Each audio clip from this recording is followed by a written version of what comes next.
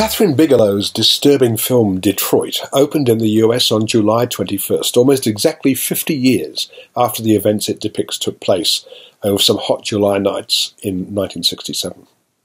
It's a story of shocking police racism, brutality and killings, crimes that at the time were whitewashed, the word is not inappropriate, when the police involved were acquitted of the crimes of which they were accused. It's a gut-wrenching story, and after The Hurt Locker and Zero Dark 30, director Kathryn Bigelow and her regular screenwriter Mark Boal seem the right creative talents to tell it, and for the most part they succeed. The film is divided into three sections. The first, following a brief overview of African-American migration to the northern factory cities, shows how it all began. Detroit's white cops overact to a noisy celebratory party in which blacks are welcoming home one of their own who fought in Vietnam. The crackdown leads to name-calling, then to rioting, and eventually to burning and looting. The National Guard is called in. In Section 2, that unfolds a couple of days after the riots began, the Dramatics, an all-male singing group, is about to perform at a local theatre when the show is cancelled. Lead singer Larry Reed, Algie Smith, and his friend Fred, Jacob Lattimore, are trying to avoid the violence and get home, but the bus on which they're travelling is stopped. They seek refuge in the seedy Algiers Motel, where they meet some other African Americans who are accompanied by a couple of white girls visiting from Ohio. One of the group, Carl, Jason Mitchell, stupidly fires off a starting pistol loaded with blanks. That's enough to have the cops raid the motel. The cop in charge is Krause, Will Poulter, an unapologetic racist who's already shot a looter in the back during the riots.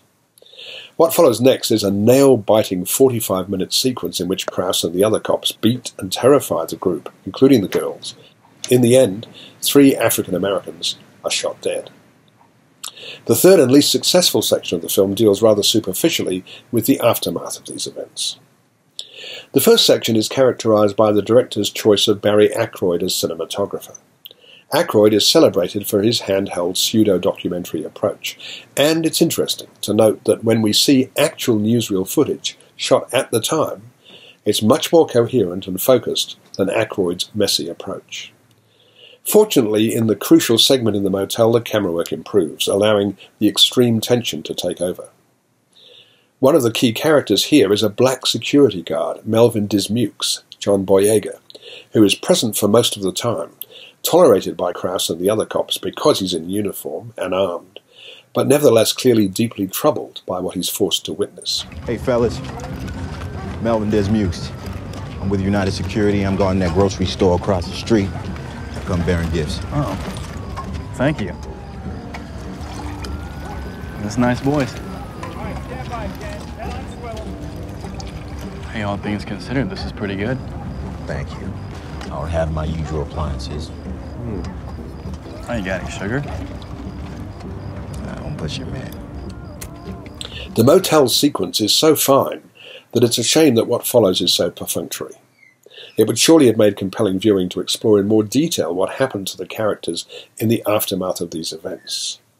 Incidentally, the events depicted in the film unfolded almost exactly a month after the release of In the Heat of the Night, a movie in which a black cop, Sidney Poitier, runs rings around a bigoted southern cop, Rod Steiger, in solving a murder case. The film would have still been playing in Detroit when the riots took place. I'm giving Bigelow's film 4.5 stars.